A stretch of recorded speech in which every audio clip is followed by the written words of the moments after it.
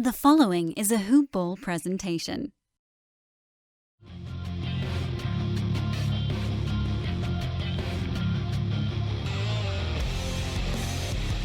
Welcome to the Fantasy NBA Today podcast.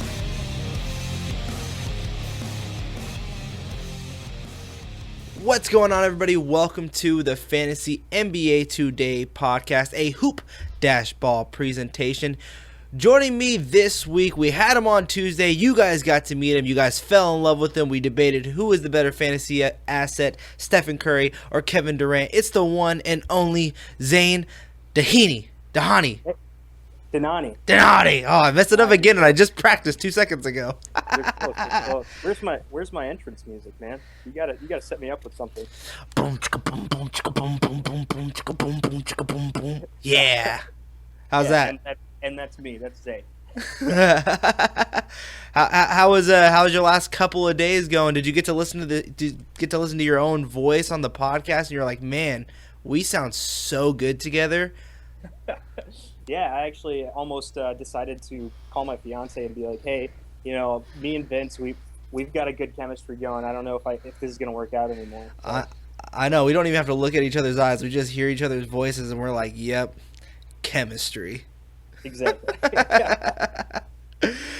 Well, Zane, if people did not listen to last week's show, what you did say was that schedules and looking over data is one of your fortes. It's something that you're actually very good at due to the industry that you're currently in right now. So I thought today's episode and what a good idea would be for this show is to kind of go over the NBA schedule and looking over some of these teams and if whether or not you look at these teams and how their schedule lays out for the entire season and for the playoff part of the season, if that should affect who you're drafting.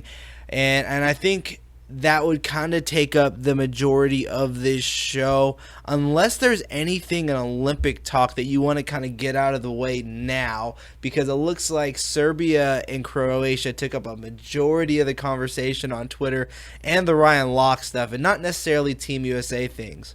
Yeah, no, just a quick thing about Team USA. I think we said it on the pod last time, but Kevin Durant showed up, and that's exactly what we were talking about. We said that he probably would. We said that our big time players would step up in a big moment when we're actually in the playoffs, and we actually need to win a game. And he had an excellent game, man. I don't know what you thought about his performance, but I thought it was outstanding. Yeah, no, he finally showed up in the Olympic play as if he was playing in the playoffs. He had intensity, and he finally didn't have a Butterfingers before a game. And I thought that was a big key there because he was not losing the basketball. The ball was just going right through the net. I'll say this, too. DeMarcus Cousins showed up big time in that third quarter. The way he was hustling defensively and getting after those baskets, I mean, he was a beast down there. Argentina had no answer for him. I'm really looking forward to seeing him in the NBA this next season just because, he looks like he's in a lot better shape as well.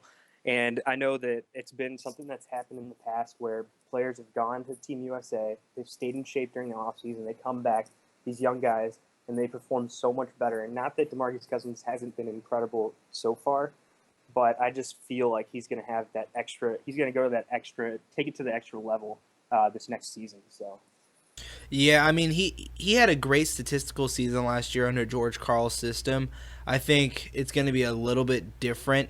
I'm a Sacramento guy, so I actually cover this team. So it's one of those big things where I'm like, I don't know if he can do better statistically of what he did last season, but hopefully that Jaegers here plays him a little bit better and actually puts him on the block a little bit more instead of floating around the perimeter like George Karl was doing last season. But that is a different topic for a different show. I don't think we need to harp on Cousins too much longer. So let's go ahead and get into the schedules and looking over some of these teams. I'm going to just ask you straightforward, Zane, is there one particular team that you're looking over their schedule and you're like, maybe this is the team I need to start targeting some players off of? Yes. That team would be the Portland Trailblazers. If you look at their schedule at the end of the season, and like I said, I like to plan for the end of the season because I think I'm going to be there at the end. If you look at their schedule closer to the end of the season, they've got the Knicks, they've got the Timberwolves, they've got the Lakers, they have the Suns as well. I mean, they've got a lot of teams out there that are just like to give up points. They like to play fast and give up points, and that's one team. If you're thinking about taking a guy like Damian Lillard in the first 2 rounds, definitely do it. If you're thinking about taking a guy like Aminu, definitely do it. I would take those guys above some other players at the same positions that are scheduled to be drafted around the same area. I just would take those guys. I feel like their schedule is a lot easier. Last year, I remember that some of the easier teams to score against to get fantasy points against were the Lakers and the Sacramento Kings. I know that hurts you inside a little bit because that's your team, but I'm used to it. Trust me, we're an easy team to pick on. It's easy pickings out here in Sacramento from what we've seen. If the team has a lot of games against the Kings, the Brooklyn Nets, the Phoenix Suns, the Houston Rockets, the Lakers, those are teams that you should be targeting. And when I went through the schedule here with the Portland Trailblazers, they've got some of those teams on their schedule here at the end of the season. They got the Lakers, they got Phoenix. I just really like their matchups down the road. You took the team right off of my notepad here, Zane. I don't appreciate it, but I guess I kind of do because great minds think alike. Exactly. we knew we were meant to be together. So. Our chemistry just continues to grow. Call your fiance and just let her know what's going on. I will. No, but I'm also looking over the Portland schedule and not necessarily looking at the teams, but just looking at the numbers here. And from week 20 till week 25, in week 20 they have a 5-game week. Week 21, 4. Following that is a 4-game week. Then 3 and 3, and then they round out week 25 with only a 2-game week. But still, if you can get a guy like Damian Lillard with having that many games to round out the season, and I don't know about you, Zane, but I kind of view Portland as one of those teams that's going to be battling for a 7th or 8th seed, maybe even a 6th, depending on how the Western Conference kind of shapes out. But Absolutely. at the same time, I think it's going to be a close race between a lot of other teams. So I don't see them bringing in a lot of their bench players. I think you're going to see a Damian Lillard. You're going to see a CJ McCollum. And you're going to see an Al-Farouq Aminu getting minutes, and seeing those many games, I think that kind of weighs me to wanting to draft some of these guys, not necessarily sooner, but definitely if I'm in the area of maybe like 6 through 12, I'm definitely maybe looking at Lillard. And that could just be me, but I'm just saying he's going to have value not only due to his numbers, but I also think due to his schedule. No, I completely agree. And as far as range goes for drafting him, I think on my sheet of rankings, I have him around 14, and that's in 8-cat and 9-cat leagues. But if you're taking into consideration, that's just for the whole season. But if you're taking into consideration rankings as far as who's playing an easy schedule down the road, who do you think is going to actually be in the lineup at the end of the season, that bumps Damian Lillard up into that mid to late first round draft area. Yeah, and let's stay on this Portland team a little bit because I do like their schedule, and I don't think we talked about them enough. But a guy like Evan Turner, who I feel like he got a lot, or I wouldn't say hate for going to Portland, but there was a lot of question marks and people laughing at the Portland Trailblazers because they didn't get a Chandler Parsons, but they landed on an Evan Turner. Do you think his value drops considerably from what he was doing in Boston? Because honestly, I'm looking at Chandler Parsons and I'm looking at Evan Turner, and yes, Chandler Parsons is a better, I guess, scorer than Evan Turner, but as a player as a whole, I don't see that much of a difference, and I actually see his value growing a little bit more in Portland because I do think they're going to be giving him more minutes than what he was getting in Boston. Am I wrong there, or do you kind of feel the same way? I think if you're comparing Parsons and Evan Turner, I think that you're going to get more value out of Evan Turner for where he's going to be drafted. I mean, right now, I think that in the leagues he's going around that 11 to 12 round range, maybe even 13 sometimes in the 9-cat leagues, and then in 8-cat leagues, I think it's about round 9 or 10, and that's significantly greater value than going for a Chandler Parsons, who's going a lot higher, and he's coming off of another major injury, and that's a huge concern. I don't think people are really taking that into consideration as much. They hear the name, they hear the money that he got in the offseason. But he's coming off a major injury that's going to be tough for him to perform at such a high level. And have we really seen Chandler Parsons be healthy over the past couple seasons? I don't think so. Yeah, I completely agree. That knee is kind of scary, and being on a team like Memphis, I mean, I feel like they had a good season last year because of what Jaeger was able to do to get a group of misfit toys, a group of D-leaguers to come in there and just hold on to their playoff spot when they were hit by injuries. But I kind of feel like they could be in that same boat, and now with a new head coach at the helm of it all. So I have a huge question mark on Chandler Parsons as a fantasy player, and I don't think people should be. I mean, I feel like I think I brought it up on Twitter or in a Facebook group, and I kind of got a little bit of hate for saying how much I liked Evan Turner, and I don't understand it. I think Evan Turner as a fantasy player and as a reality player is just as good of a fit for the Portland Trailblazers as Chandler Parsons could have been. And I think you have to look at health too. And I'm glad you brought that up because I didn't even really think about that when I was doing my argument. Yeah, I think he's going to be in a similar situation. He's got a good coach out there in Portland as well. I don't think he's as good as the coach out in Boston and Brad Stevens, but he's a good coach as well. He's got a young core group and a ball-dominant point guard.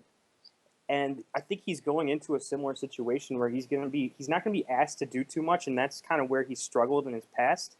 He's not going to be asked to do too much, but he's a really good off-the-ball player. He's great for the defensive stats, and you can run an offense through him too. He's a great passer. Let's go ahead and move on here because I think I can do this debate all throughout for like another 30 minutes just because I got so much hate for it, and I was like, "Are you serious? I don't really see that big of a difference." But, anyways, let's go ahead and move on down here. Other than Portland, what was that next team on your list of? Wow, their schedule is either really easy for me to start looking at more of their players, or maybe you want to go on to the other side here, Zane. You can choose between the two of the team that schedule is kind of unfair to from a fantasy perspective, and maybe you're kind of leaning more towards not drafting a certain player because of what their schedule looks like coming on the latter half of a season. Yeah, so there's a couple different teams here, and when it comes from a fantasy perspective, when you get closer to that fantasy playoffs, I think standard is usually you're trying to get about 4 games in that seven game week or 7-day week. So a lot of times you're trying to get a guy that's going to play 4 games every single round of the playoffs. There's teams that are going to be sitting there with 3 in a lot of these rounds, and those are teams that you're going to want to avoid. So when I'm looking at it right now, I'm looking at Houston. They have 3 rounds in that week 21, which is usually the fantasy playoffs. So what I generally schedule around is that fantasy playoffs. So week 21 to week 23 are usually where the fantasy playoffs are for the standard leagues and Yahoo and ESPN. So if you're looking at that area, you're seeing Houston with 3 games in week 21, 3 games in week 22, and 4 games in week 23. Now, I don't know about you, but that kind of makes me want to hold back a little bit on getting some of the Houston guys. I know they run that 7 seconds or less offense, so you're still going to get great stats in those 3 games. But you don't know where they're going to be at in that point in the season. I could see this team really tanking and really, really doing bad this year. Even with James Harden and playing at an MVP level, I can still see them kind of being in that 10 range, maybe inching towards the playoffs, but I don't know. They're still on the outside for me a little bit. And then I also see OKC, which they also have 3 games in week 21, 3 games in week 22, and 4 games in week 23. And that's also a bit of a concern, especially since last week we were talking about Russell Westbrook and James Harden. Those are 2 of our guys that we were talking about at the top of the draft.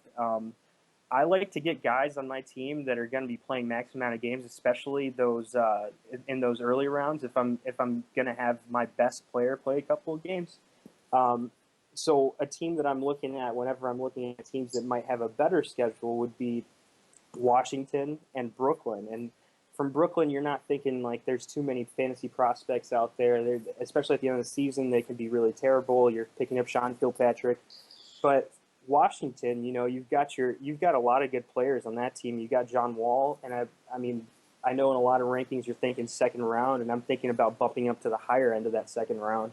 So I don't know what you're thinking, but that's kind of my analysis right there. Yeah, let's stay on Washington then, because I do think that they have a very favorable schedule when you're looking at it from the playoffs, and that's one of the big things that I was looking at when we were talking about doing this in our pre-production talks is looking over the schedule and finding the teams whose has the higher amount of games when you're starting to look at your playoff schedule. Because for me, if you're looking at Washington to see what 1, 2, 3, 4, 5, 6 weeks in a row where they're playing 4 games, and that's going into the playoffs and to finish out your season, that is very strong. And going on your John Wall conversation, I think John Wall is in for a very big year, and the main reason for that is I think Scotty Brooks is going to do whatever his star player wants to do.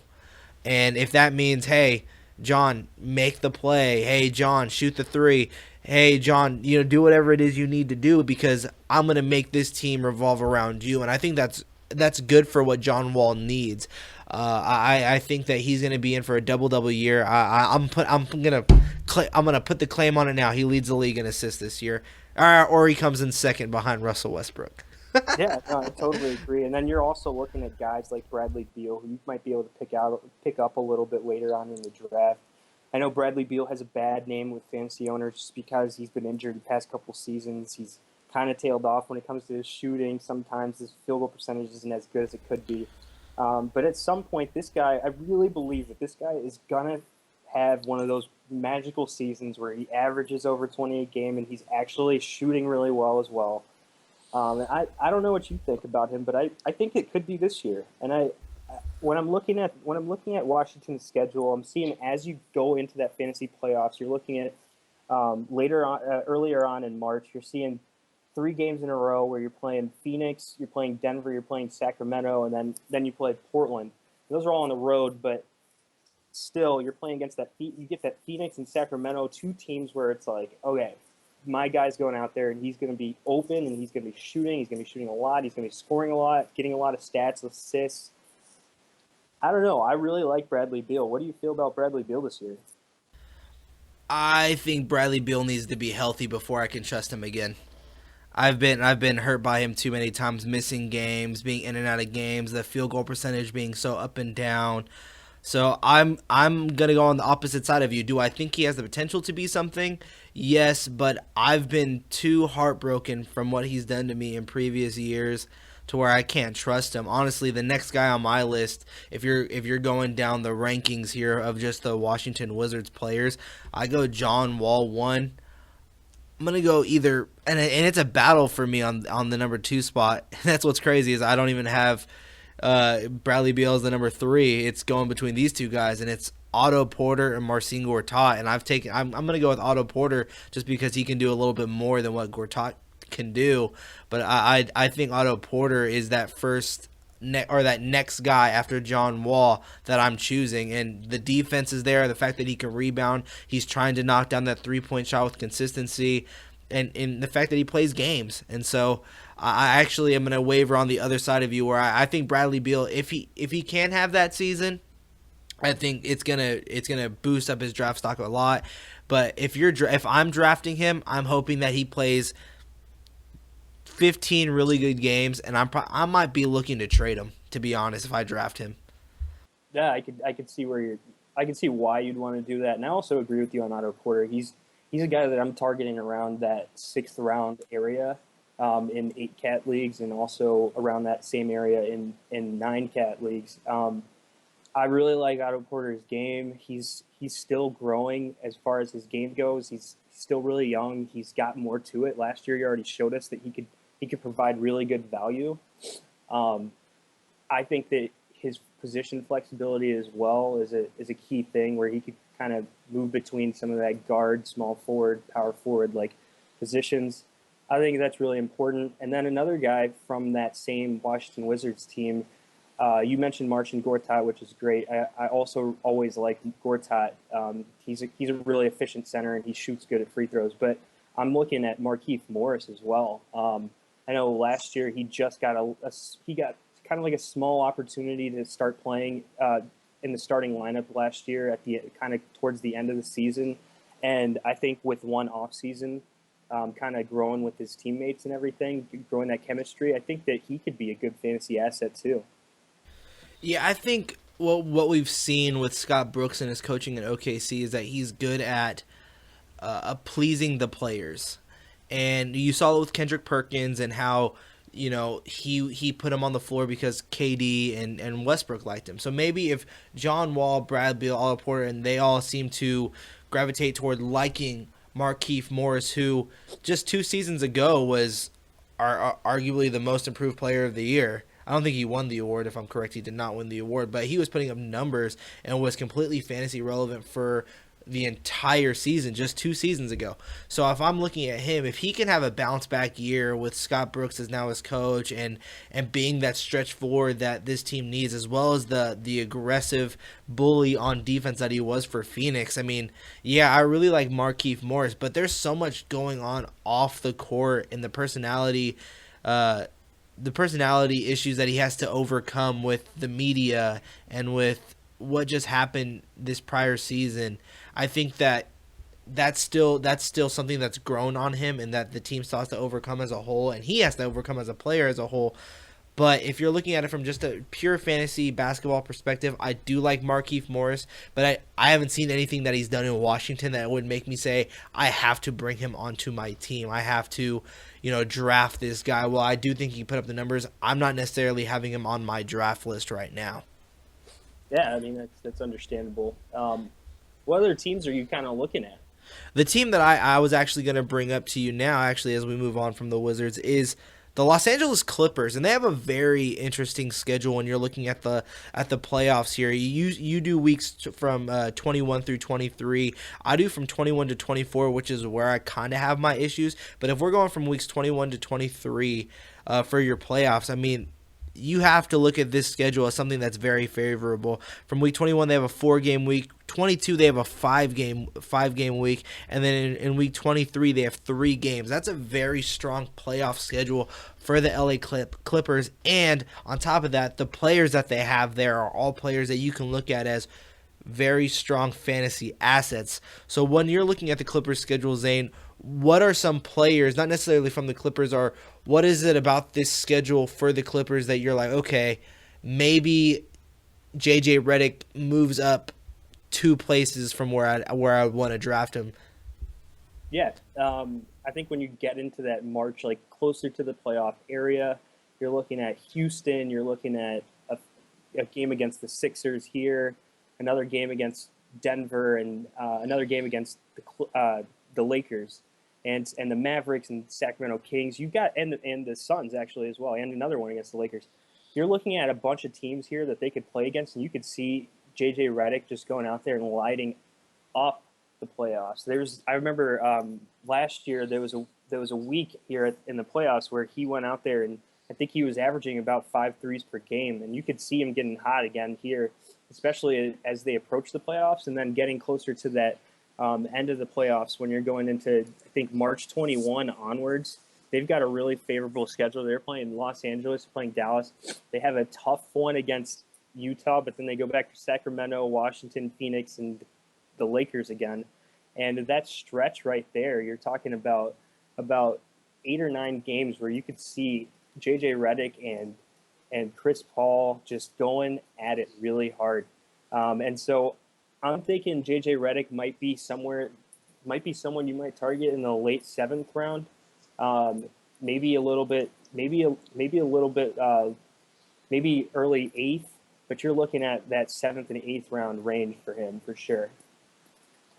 Yeah, not even just JJ Redick though. Like if you're looking at that playoff schedule, I mean, you have to like drafting Chris Paul this season, and I think this is the season where Chris Paul knows he needs to get at least to the conference finals. I think and it's going to be a tough road ahead, and he knows that. But the band is back together for, once again, another season. I think the Spurs, while their talent is still the exact same, I mean, they've added Pau Gasol. They're still going to be the team to beat, I think. I think they're going to match up again. But the Clippers and Chris Paul as a whole, for me, I may be one of the very few, because I know there's a lot of Chris Paul haters out there, especially if you're not a Clippers fan. But I want to see him make a conference finals. The fact that he is known as the prohibited #1 leader of a team, like this is the role guy. Like if you're ever role model. This is going to be the guy that you want to base your leadership off of, is a guy like Chris Paul. But yeah, he's never made it to the conference finals and the playoffs. That bothers me. That's almost like a Steve Nash type of thing, and I don't want him to fall in that category. Yeah, no, I agree. Even Melo's made a conference finals, so I mean, we're we're really putting it. I mean, nothing against Melo; he's a great player and everything, but still, we're talking about Carmelo versus Chris Paul, and Chris Paul has been seen as that guy that you want to build around for a lot of different franchises. I think a lot of teams would take him on their team in a heartbeat and not have any questions about, okay, is he going to blend well with my team? He could blend with any team, really. I just want to ask you this as a whole before we move on to this next team here that I want to talk about. Then we're going to kind of talk about how does the schedule really affect a draft, and that's how kind of we'll round out this show here. But I want to ask you about the Clippers, Zane. Do you think they have a chance of being something this year? And I think that's the only way you can ask, because honestly, the Golden State Warriors, they're the number one favorite, and rightfully so. They have a NBA 2K lineup. After that, the Spurs have lost Tim Duncan. Is that a big loss? Not necessarily, but I guess at the same time it is. But they brought in Pau Gasol, who's proving to be a very strong player still in the Olympics and at 36 years old. But defensively, they're not going to be the same down in the low post with LaMarcus Aldridge and Pau Gasol there. People, if you guys don't agree with that, I don't care. But I think the Clippers are right there, and talent-wise, I think this has to be the year they do something, or they have to make that finals, because I think they're going to see a switch up soon. So do you think the Clippers will make the conference finals? I'll just ask you straightforward. Will the Clippers make the conference finals? I'm going to be bold here, and I'm going to say this will be the first year that you see Chris Paul in that conference finals. And if they're not in the top three by the All-Star break, I think you could see Blake Griffin being traded. That's why I wanted to bring up this talk, because something has to give. Is it Blake Griffin, the young stud who's been dealing with a little bit of injuries and likes to punch his trainers in the face, or is it Chris Paul, the aging veteran who's on the? I mean, let's be honest. Chris Paul's going to start coming down from the latter half of his career. He can't stay at this peak version for too much longer. So which way are they going to turn? And you can correct me if I'm wrong, but I do believe there's only 2 years left on Chris Paul's deal. Right, there's only 2 years left on his deal. So which way do they want to turn? Do they want to keep relying on Chris Paul to bring them just to the conference finals? Because if the Warriors stay the team that they are, they're going to be the hard team to beat. And so what do you want to build around? Do you want to build for the future, or do you want to build for right now? And I think that's going to be a tough decision for the Clippers to make. If you're the Clippers GM, Zane, which one are you doing? Are you sticking with Blake, who I still think is getting a little too much hate, because I still think he has the chance to be one of the most amazing players in the NBA, if he's not so right now in most people's minds. But which direction would you go? The aging veteran or the young superstar? So I think we're going to both go in different directions here, but I think I would trade Blake Griffin. And the only reason why I think that is because I don't think the NBA is built for the way the NBA is going right now. Isn't built for the kind of game that he has. I don't think it's built for the inside game and kind of dunks and stuff. He's still not a great shooter from the outside of 15 feet. He's not a great shooter. I think he's a kind of a defensive liability. He doesn't try too hard on defense, and I think he has more ability there, but he doesn't give that effort. It might be because they have DeAndre Jordan standing right next to him. But I just don't think that if I'm trying to mold a team, that I want Blake Griffin on that team. If I'm building a team from scratch, I don't think that I would want Blake Griffin on that team, because he lacks the versatility that I'd want. I mean, he's a pretty good passer from the big man position. Plus, he has ball handling ability. Yes, the jump shot's still not there. He's improved as a free throw shooter, and the mid range jumper. He's a fearless with it. He's willing to take this shot now, and it's not great, but it's also not terrible. I'd rather have Blake Griffin shooting a mid range jumper than Josh Smith. I can put it to you like that. So I mean, I would choose youth over the Chris Paul, especially since Chris Paul hasn't proven that he can get to the conference finals. I think that the likelihood of Chris Paul staying after his contract, if they don't if they don't make the finals, I don't think he's going to stay. But even if they don't make the conference finals, he's definitely gone after next year. Not 2016-2017 season, but the 2017-2018 season. That's his last year of his contract. So if they don't make it to even the conference finals, he's definitely gone. I could see Blake Griffin sticking around. He really likes being in the LA area. It seems like he's got a lot of commercials and there's a lot of deals for him in place there. But I don't see Chris Paul sticking around. So it might be a better idea to trade Chris Paul just because you don't think that he's going to stay after 2 years if you don't actually progress as a franchise. So I want to move on to one more team, and then we'll talk about the draft as a whole with these schedules here. But I want to move on to the Utah Jazz. And the main reason why I want to do that is because I am really high on the Utah Jazz from a reality perspective. However, from a fantasy perspective, their schedule is okay. I mean, it's pretty good. I mean, they a 4-game week followed by a 3, then 2 4s to round out the fantasy playoffs. But there's so much talent on this team, and while from a reality perspective, I think that that's going to mean the ball is going to be shared around a lot more. They're going to probably win more games, and I think that they're a big threat in the Western Conference. Honestly, I can see them finishing in the top 4 in the Western Conference this year because they have really no holes. Wow. Yeah, that's a bold call, but yeah, continue. I want to hear more about it. I absolutely love the Jazz this season. I think from a reality standpoint, they're amazing. But who is it do you think takes the biggest hit from all of these additions? Like Joe Johnson's now been added to this team. Boris Diaw's now been added to this team. Trey Lyles is proving that he's still improving, like we saw in Summer League, but that he's ready to make that step, especially after what we saw last season. Rudy Gobert has kind of been a little bit up and down. Gordon Hayward is a bit of a hit or miss, but has shown that he can be a strong player. Shelvin Mack had a great year last year, but now they've brought in George Hill, and they've also brought back Dante, or they haven't brought him back, but he's back from injury. Dante Exum, plus Alec Burks is going to be on the roster. So and also can't even forget, and I almost forgot about him, is Rodney Hood, who had a great year last year. So there's so much talent on this team. Someone's numbers has to come down. Who's it going to be? There's a lot. Yeah, I think that Rodney Hood had a really good season last year, especially down the stretch. I think he had to fill in for Gordon Hayward a little bit because Hayward was out for a little while, and then kind of in that middle to end part of the season with foot injury. I think his numbers are going to come down. I think you're going to see Joe Johnson step in a little more in that area. I think you're going to see there's going to be a lot of guys vying for those minutes at the shooting guard and small forward position. I think that it's going to be tough for him to see as many minutes as he did last year. I think his minutes are going to go down to about 28 to 30. I think he was around 32 last year. That's a guy that I could see dropping a little bit as far as the stats go. He was really good at threes, really good at scoring. And those were two things that he was really known for as far as the fantasy playoffs went last year. If you had him on your team, you're like, okay, this guy's going to get me 2 or 3 threes a game. He's going to score about 15 to 16 points for me.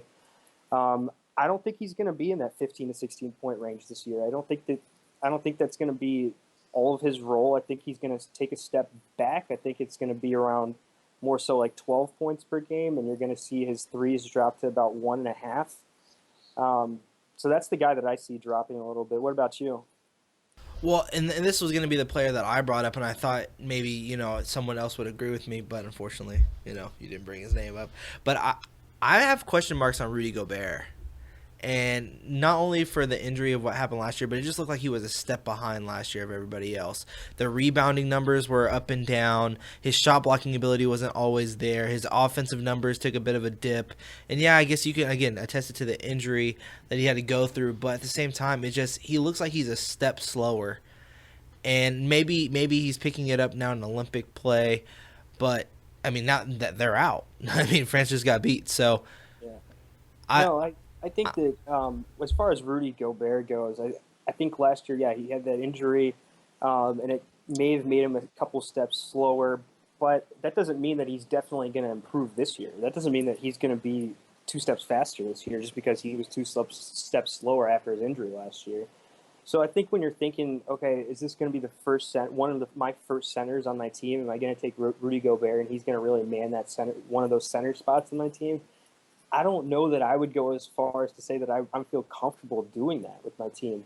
I see a guy like Marcin Gortat going in that same area, while Gortat's a lot older and he's got like a little bit less of a brand name, and as far as the NBA goes, I might be more inclined to take him, especially with the schedule we were talking about with Washington. But you know, Gobert for me, he's a couple of category specialist, and I'm not willing to pay that fifth round range. I'm not willing to pay that fifth round price for him. So Yep, we're in the same ballpark then, because I also think if there's any struggles with Rudy Gobert, and if he's dealing with foul trouble, if he's not rebounding correctly, or if he just looks those 2 steps slower like he did last season, Boris Diaw is there to come and fill the void. Trey Lyles is ready to come in there and fill that void.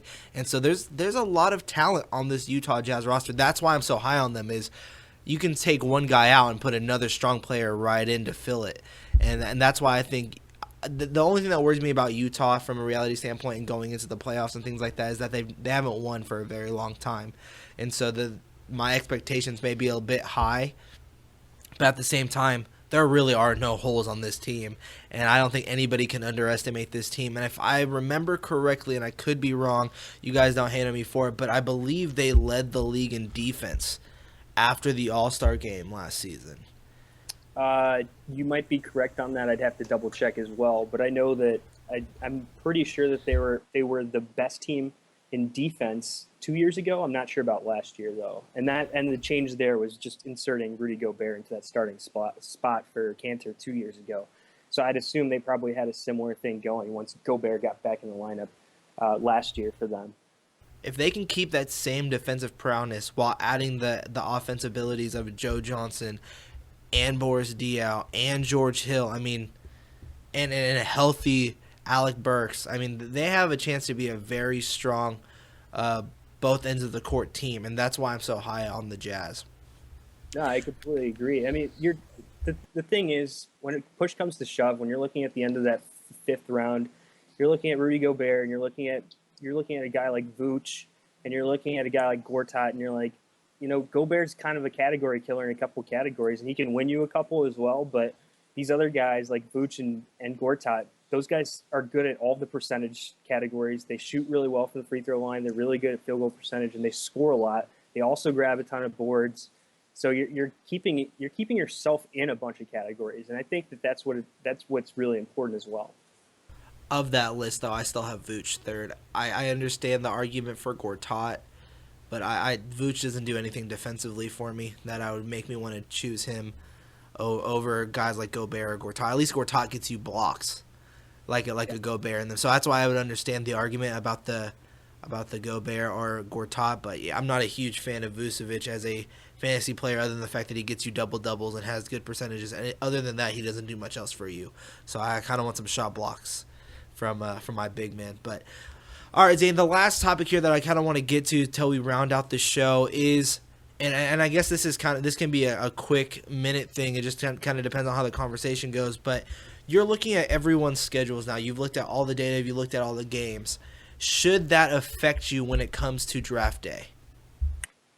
Yes, I think if you're not planning to be in the playoffs, then I don't think you're doing it right. And this can come by way of trade, and this can come by way of different things later on in the season. But I think when you're building your core group of players, when you're getting your top 5 guys, you want to make sure that those 5 guys are playing a ton of games when it comes to the playoffs. Maybe you don't find a guy, especially if you're drafting in the first couple picks of the draft. You see Russell Westbrook, you see Steph Curry, you see James Harden, and you're thinking like, okay, I know that OKC is a 3-3-4 in that playoffs, and I know that Houston is a 3-3-4 in that playoffs. So maybe you go with the guy, but maybe you still stick with one of those guys, and that's not something that you should question either, because you should feel good about getting one of those guys because they're going to have incredible seasons. But when you're looking at the schedule and you're thinking about some of the other guys you're going to take on your team, I think it's really important to focus on some of those teams that are going to be playing balls to the wall at the end of the season. A team like Washington, who's going to be shooting for the playoffs, and they're going to be in that 9 to 8 range, and they're going to be fighting really hard to make the playoffs. You're going to want to make sure that you have guys like that on your team. I think it should affect you on draft day. So. I completely agree. I just don't see it affecting me in the first 2 rounds. I think I kind of look at this as you need to consider the schedule when you're drafting the people that fill out your roster, and not necessarily your flex player, but the players that you know are most likely going to be on your roster from the beginning to the season to the end. So someone like, let's say, a Trevor Ariza or an Otto Porter, when it's coming down to those guys that are filling out the middle of your roster, and you know that you're going to need them to fill in for steals, three-pointers, and things like that, what's their schedule like when I'm going to need them the most? And that's in the playoffs. I think that's where it's really going to affect me. I don't necessarily see it as a first round, because let's say James Harden's schedule was a 3-game week all the way till the end, or a 3-3 and a 2. I'm still picking James Harden over, let's say, DeMarcus Cousins, who has a 4-game week. You know what I mean? Like, I can't keep that separation just because of those few games, because James Harden is going to have expected to have, well, everyone's expecting him to have a really big season under D'Antoni's offense. So I don't think it really affects me in those first 2 rounds. But when I'm starting to fill out the latter half of my roster and filling in those middle guys, I'm definitely looking at the schedule as something that's going to be a huge factor to me when making my team. So another thing is when you're looking at 2 players and maybe you're down to a group of 3 guys and you're like, I don't know which one to take. Just take a look at their schedules. I mean, I did the same thing last year. I think when it came to Kevin Durant, I think he had a 4.34, and then there was another guy that was drafted after him around the same area that had like a 3.34, and that pushed me towards Kevin Durant instead of taking the other guy. I don't remember who it was, but I think that if you feel like 2 players are equal, and you really feel like they're equal, then just look at the schedule and try to take the guy that has the better schedule. But you don't have to do that in the first couple rounds. But if you do feel like you're going against, you have Damian Lillard and you have DeMarcus Cousins, and maybe you should take Damian Lillard because he's playing 4-4-3, and I don't know what Cousins' schedule is. I don't have it up in front of me, but if you're comparing 2 guys that might have a similar or might not have the same schedule, but they're similar in value to you, maybe you decide to take that guy with a better schedule. All right, Zane, that is all the topics I have for the show, but I still have one question from a personal perspective from you, and this is a very big, important one. This can be the make or break of our chemistry. Absolutely. Do you play Pokemon Go? No, I have not played Pokemon Go. We're done. We're done. I felt like it was a big deal to you as soon as you asked it to me. I was like, I know that this is what Vince is all about now. I already know that, but there's a ton of Pokemon. There's a ton of Pokestops. I think, is that what they're called? What are they called? Pokestops. Pokestops right next to my place, actually, and down the road from my place. So I always see people walking around in Chicago looking around for different Pokemon and trying to get more like power-ups or whatever you get at those Pokestops. But I'm sorry, it's not something that's on my list of things. I like to focus on basketball instead. So, well, when it's just Olympic play going on, I need something to entertain myself, and practicing my throwing finger with these Pokemon is something great, because it's going to help me when I'm scrolling down my roster and needing to put someone in really fast. I'm practicing. See, I'm tying Pokemon in to my fantasy team by my scrolling finger. It's fantasy life, isn't it? Everybody has something that they work on. For me, it's really just making sure that when I hear about a big injury that I have some sort of internet connection. So I'm trying to upgrade my phone plan or something. So see, that's another good thing Pokemon does. If I hear an injury, my finger's ready to move really fast on picking up a new player. Like that. Like that. That fast. That's awesome. All right, Zane, let the guys out there know where they can find you online, because I believe last time on Tuesday we kind of had a mishap with your Twitter handle. Yeah, the Twitter handle is wrong. I'm sorry. You probably found some other guy, but this time I know exactly what it is, and it's at Zane with an X, so it's Xain, and then my last name, Dhanani, Dhanani, so that's at Zane Dhanani with an X instead of a Z for my name.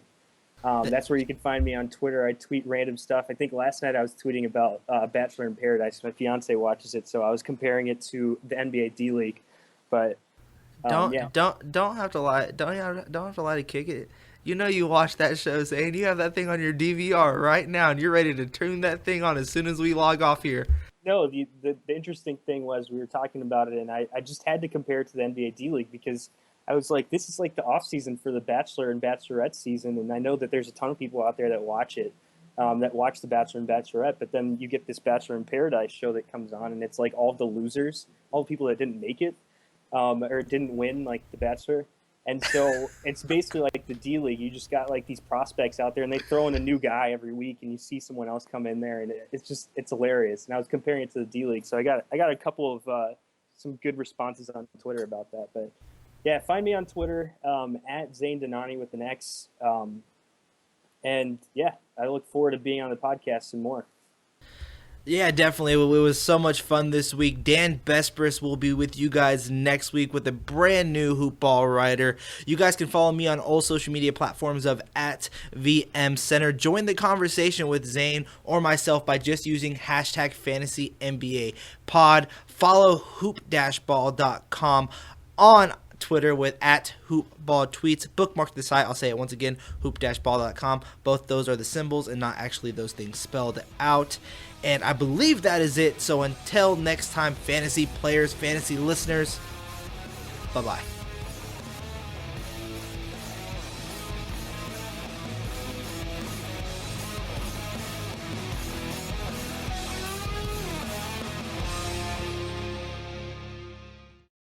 This has been a Hoop Ball presentation.